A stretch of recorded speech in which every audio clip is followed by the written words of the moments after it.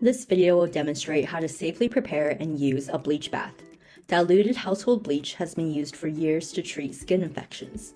This method can help in safely reducing bacteria on the skin and improve the severity of disease due to the antibacterial properties in the bleach. This can be used for conditions like eczema and folliculitis. Step 1. Preparation. First, make sure you are using an unscented household bleach, such as Clorox or Javex. Fill your bathtub with lukewarm water. For a quarter tub of water, add 1/4 cup of bleach. For a half tub of water, add 1/2 cup of bleach. Blend the water well so that the bleach is evenly mixed. Step 2. Bathing. Once the water is prepared, soak in the bath for about 10 minutes. After soaking, rinse off thoroughly with clean, lukewarm water. Step 3. Aftercare.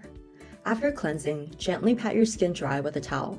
Do not rub your skin with the towel as it can irritate your skin.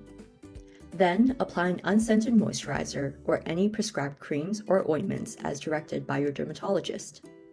Unscented moisturizers can be used for areas without rash. Prescription creams or ointments will be needed for areas with active rash. Try and do this 2 to 3 times a week to see better results. Important safety reminders. Never apply bleach directly to your skin and must always be diluted in water as discussed earlier. Do not use bleach baths if you have an allergy to bleach or if your doctor has advised against it. Only use unscented household bleach. Always follow the instructions provided by your dermatologist for the frequency and duration of the bleach bath.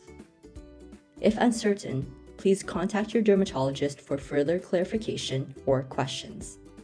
When done safely, bleach baths can be a helpful part of your treatment plan to reduce the frequency of flares.